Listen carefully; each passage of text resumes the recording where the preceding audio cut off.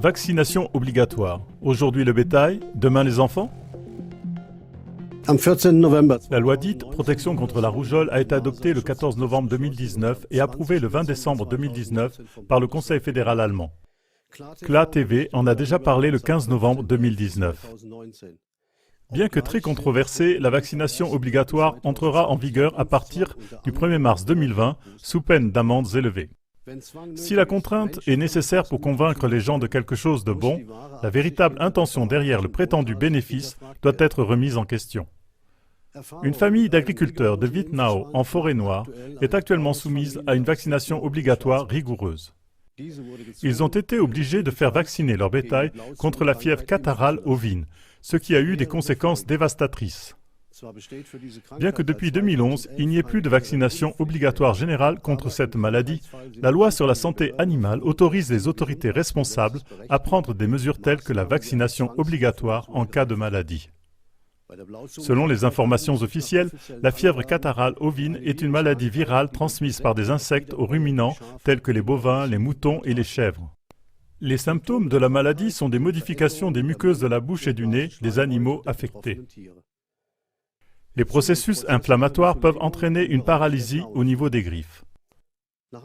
Selon l'Institut Friedrich Loeffler, il n'y a pas de transmission d'animal à homme, ni de transmission d'animal à animal. C'est pourquoi aucune épidémie de masse due à cette maladie n'a été signalée jusqu'à présent. Néanmoins, même le plus petit soupçon conduit à l'établissement d'une zone restreinte d'accès de 150 km autour de l'exploitation concernée. Entre 2008 et 2010, il existait déjà une vaccination obligatoire contre la fièvre catarrhale ovine. Cette obligation a été levée lorsque 190 cas de dommages suite à la vaccination de bovins, de moutons et de chèvres ont été reconnus en Bavière et que la caisse des épizooties, les épidémies animales, a dû verser une indemnisation de 204 000 €. En décembre 2018, après l'apparition d'un cas de fièvre catarrhale ovine, une zone réglementée plus vaste a été établie dans le Bade-Württemberg pour la première fois depuis 2009. Les animaux non vaccinés ne peuvent donc pas être transportés et vendus sans preuve de vaccination ou sans certificat de décharge. Toutefois, de nombreux agriculteurs savent depuis longtemps que la vaccination contre la fièvre catarrhale ovine est également associée à des dommages et de moins en moins d'agriculteurs sont prêts à faire vacciner d'eux-mêmes leur bétail.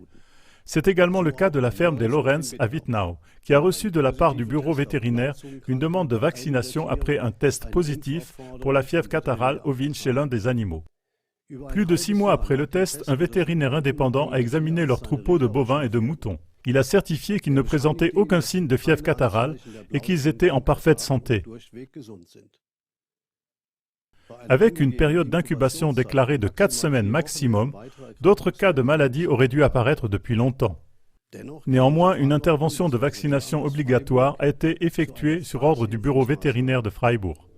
Écoutez le récit des témoins que nous avons reçus comme plainte.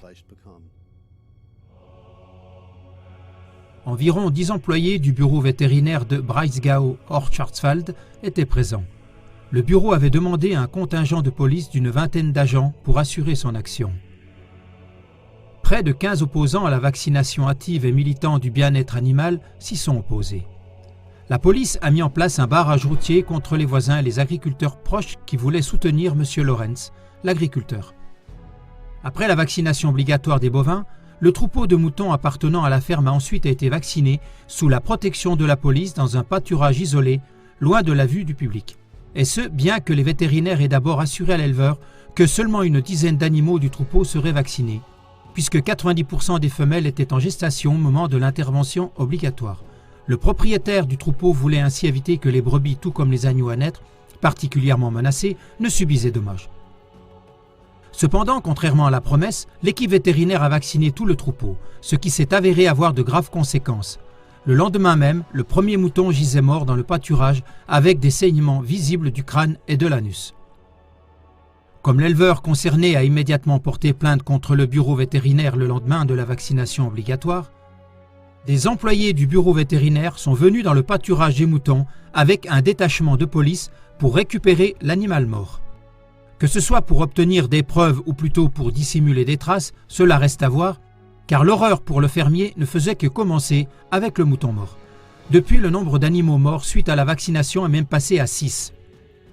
Dans le détail, il y a eu 2 veaux morts-nés et 2 agneaux morts-nés, et en plus une genisse est morte.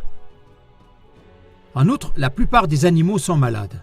Ils sont apathiques, titubent et crient ou se lamentent, parfois toute la journée. Le rendement laitier des vaches a diminué de 40%.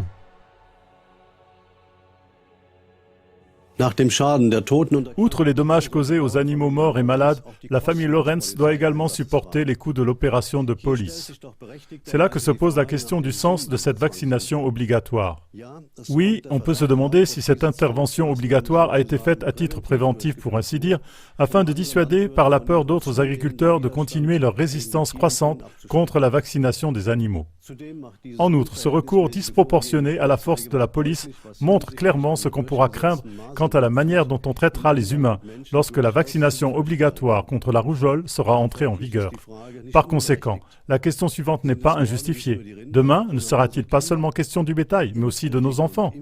La critique de la vaccination et le refus de vacciner ne signifient pas nécessairement un manque de responsabilité envers le grand